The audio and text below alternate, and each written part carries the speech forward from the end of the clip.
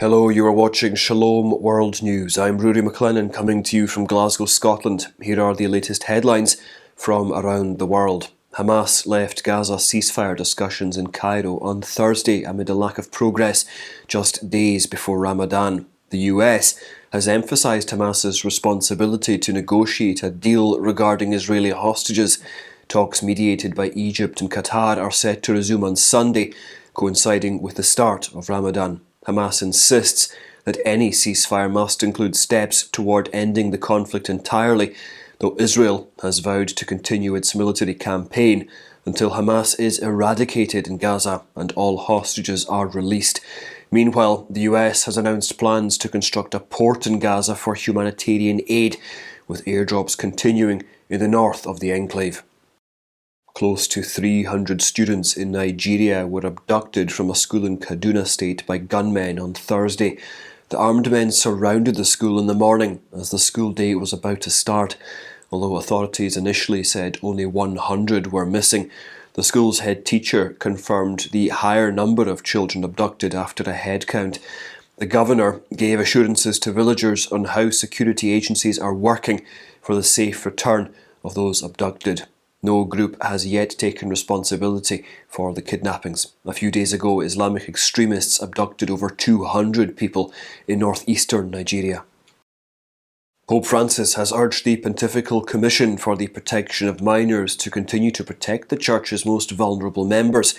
At a recent meeting, he lauded the Commission's efforts to help abuse victims, affirming that their service makes the Church a place where everyone can feel at home and each person is treated as sacred. The Pope urged them to listen and heal the wounds of broken lives with Christ's compassion. He also endorsed the Memorare initiative, which aims to fortify prevention and safeguarding capacities to protect children and vulnerable adults. The Holy Father's message concluded with an emphasis on the Church's continued commitment to combating abuse and offering compassionate care to those affected. Coinciding with International Women's Day today, persecution watchdog Open Doors has released its annual gender report, revealing that forced marriage is becoming a concerningly common practice impacting Christian women globally. The report sheds light on the intersection of gender and faith-based discrimination, highlighting how Christian women and girls face heightened risks in 84% of countries on the World Watch list. Ryan Brown, who is the Chief Executive Officer of Open Doors USA, has emphasised the severity of the situation, recognising the courage of women who choose to remain steadfast in their faith despite persecution. Forced marriage, particularly targeting women who convert to Christianity, remains a significant issue worldwide. Overall, the gender report underscores the urgent need for concerted efforts to address the persecution faced by Christian women and girls, both within affected communities and on a global scale. The US state of Indiana has seen a drop in abortions following its near-total abortion ban. An Indiana Department of Health report reveals that the number of procedures dropped to 46 during the fourth quarter of 2023. Of the 46 abortions carried out between October and December, 22 cited a fetal anomaly as their legal exception, with 21 citing serious health risks to the mother. Following the overturning of Roe v. Wade, the lawmakers of Indiana passed a near-total ban, except for cases involving a fatal fetal anomaly and cases of serious health risk to the mother. Before the ban, the fourth quarter of 2022 saw over 1,700 abortions in the state. The pro-life organisation March for Life has denounced France's decision to declare abortion a constitutional right, contending that this violates the freedom of unborn children. The French Parliament agreed to incorporate abortion in the constitution, coinciding with President Emmanuel Macron's intention of responding to the repealing of Roe v. Wade in the United States. March for Life stressed that true freedom does not include abortion, and that the right to life is crucial to all other human rights. Furthermore, the group has cautioned that France's decision to decriminalise child killing undermines rather than promotes freedom. Canadian lawmakers are considering legislation that could criminalise citing scripture in support of Christian beliefs on marriage, sexuality and other issues. The proposed bill, C367, aims to remove religious exemptions in Section 319 of the Canadian Criminal Code, potentially subjecting Christians and other religious individuals to hate speech charges for expressing critical views of the LGBT movement. If the religious exemption is eliminated, any religious opposition to gender ideology, the sexualization of children and related topics could be deemed as hate speech under Canadian law, leading to legal consequences for believers. Critics, such as the Campaign Life Coalition and International Christian Concern, have cautioned that the bill could lead to increased prosecution of Christians, as the law might be used to target believers in Canada. On Thursday, the United Nations Refugee Chief Filippo Grandi issued a fresh warning regarding the plight of over 780,000 displaced individuals in Mozambique. The majority of these people have been uprooted due to a 7-year insurgency led by jihadists, causing significant unrest in the northern region of the country.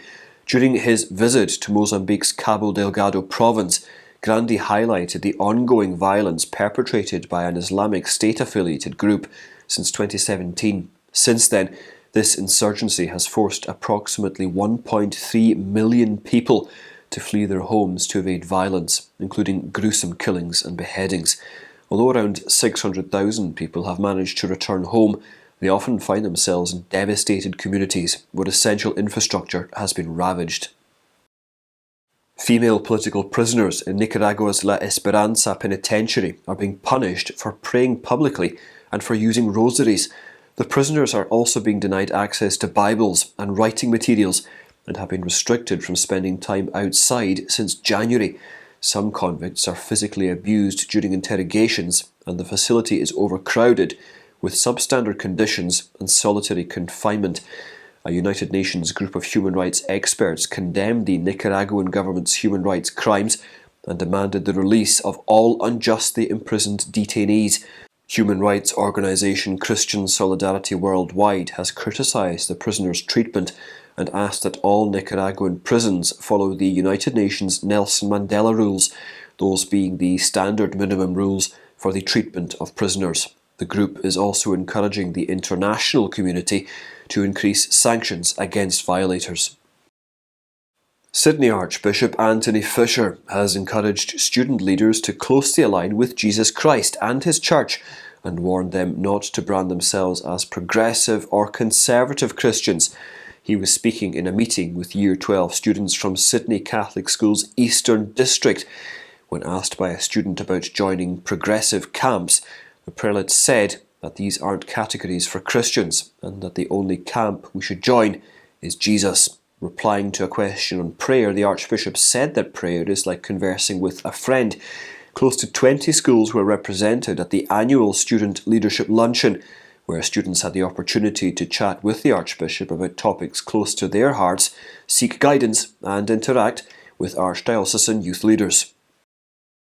Pakistani activists are reissuing their demands for legislation against the misuse of blasphemy laws in the country. In 2023, at least 329 people were accused of blasphemy.